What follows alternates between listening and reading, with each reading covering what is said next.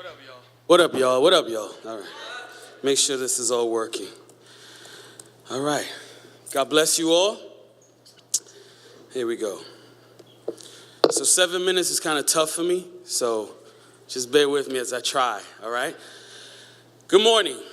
My name is Ephraim Alisea. I'm the lead pastor at Elements Church in the Bronx, the Boogie Down in New York City. Elements Church is a hip-hop cultured church, urban inner city church that is unashamedly about the work of Jesus Christ on this earth and in the hood in particular. And so coming from the Bronx and having ministered in one of the poorest neighborhoods in our country, and if you don't believe me, I will take you on a tour anytime you want to go. My sister Clarissa's coming in a couple of weeks. I'm going to give her a tour of my New York. I would love to do that with you. That was just a side note. Coming from one of the poorest neighborhoods in the country, I can tell you that there are so many opportunities for the body of Christ. That's us, right? The body of Christ to love mercy and do justice, to exhibit that, to express it, and to be it. I come from a single-parent home. My mom, her name was Leonore, and Mom and I survived, and we lived, and in some small cases and very important cases, we even thrived. We flourished. See, my mother was amazing. My mother, many times in the hood, mom has to be amazing, right? My mother was amazing. She was so amazing that I didn't know we were poor until I was in high school. I was in high school when I found out. She worked 3 jobs. And she juggled these 3 jobs so well that I thought that everyone around me had 3 jobs. I thought that all the parents in my neighborhood had, and they might have, but I thought everyone had 3 jobs. I thought that was normal. Unfortunately, this meant if my mom had 3 jobs, it also meant that I was alone a lot, right? And so by the age of 9, I found myself using heavy drugs and hanging out in the streets of New York City quite a bit. That was pretty much my life for a while until Reverend Frank Skelly told this 13-year-old Puerto Rican kid who had been getting high now for 4 years, right? This Puerto Rican kid from a broken home, that he was leadership material.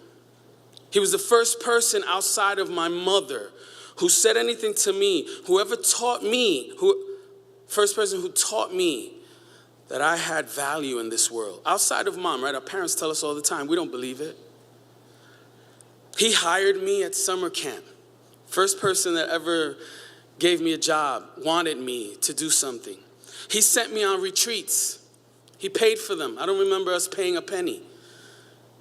And then later on, he recommended me as a leader, as a speaker, and on staff at that very same retreat center. So tell me, what do statistics tell us about the future of a Puerto Rican kid from a broken home living in New York City? What do statistics tell us? What would become of that young man? I don't have to tell you, you know some of them. I think we all know the very real possibilities, and we've heard all those stories, but what if instead a mentor used words like, you can do it? What if instead a mentor used words like, you are a leader? What if a mentor instead said to you for the first time in your life, I believe in you? And then that mentor followed it up with action, the kind of action that places real responsibility in the hands of that young person. What if? I am a product of Love, Mercy, Do Justice. And instead of turning a blind eye to what was going on in my life, someone decided to love on me. Someone decided to show mercy. Instead of allowing the status quo to take root in my life, someone saw the justice in uplifting and encouraging me. Someone loved God and his people enough to empower me, to encourage me, to speak life into me. Someone headed toward a statistical stereotype. To me, That is the heart of youth ministry. That is the heart of youth ministry for me. Remember where I come from. So there are a lot of me's running around. That's the heart of youth ministry, that we would encourage, that we would inspire, and that we would empower our young people to do and be great, to do great things, to be more, and to dream. There aren't enough dreams that are being encouraged and lifted up in the hood. And I dare say anywhere with young people. I loved yesterday's talk, and he said, young people, that's their place. They're awkward, right? And they don't know. And this applies to all of them. Proverbs 11:14 says, where there's no guidance, the people fall, but in the multitude of counselors, there is safety. There is no better way to me to demonstrate justice, love, mercy, than to be what God has called us to be counselors to our young people. In the Spanish Pentecostal tradition, where I come out of, you have your youth pastor or youth leader, and then you have a counselor. And those counselors were life for me. They were life for me. Be a counselor. As counselors, as youth pastors, as youth workers, as friends to young people throughout the covenant, I would like to echo the words of Eugene Cho. He said, read the word, pray for wisdom, be informed, be in community, be open to both encouragement and correction. I want to say that one again. Be open to both encouragement and correction. Pray for our leaders. Speak truth to power. Advocate for the vulnerable. Embody your faith. Be brave. Dare to be brave. Be brave in what's right.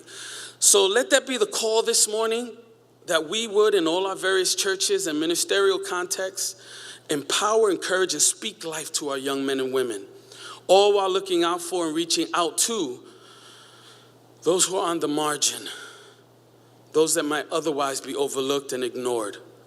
Early in my walk, so that's your call, all right? To not ignore those in the margins, and to be counselors, and to uplift and empower and speak life. That is your call today. From me, that is your call. So early on in my walk, God blessed me with a very unique skill set. This skill set uses the language of youth culture. And so I'd like to end my time today by sharing a little bit of that skill with you, if you don't mind. I'm going to just switch mics because it seems a little more authentic to rock on this mic.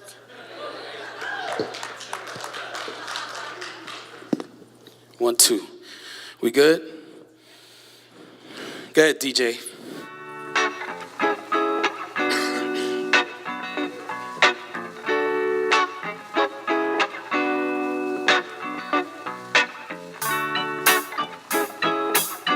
Yeah. So y'all gotta bop your heads a little bit, all right? Listen. Yeah, I love me some hip-hop and music, but Jesus is first whenever I gotta choose it. Between him and music or whatever got my attention, Jesus is the one who's worth even a little mention. So I'll mention him forever and a day and let you know he's here forever, here to stay, and that he's looking forward to loving on our youngins, our covenant high in Christ. Man, they truly something, and if you don't know about CHIC, it takes place in a mystical land called Tennessee. Every 3 years, thousands come to meet with Christ, get deeper in their faith and bring some purpose to life. You got base camps, worship, pop-ups, main stage, quiet spaces with some places to rage. My God, youth all over, people everywhere. Get to Chick next year, I know I'll be there. So let us take them to another place. Let us take them to another land. Let us take them to Tennessee so they can truly understand his plan. Come on, let us take them to another place. Let us take them to another land. Let us take them to Tennessee so they can truly understand his plan. That's all I got for y'all. I'll see y'all at Chick. Pray for Elements Church in the Bronx. God bless you.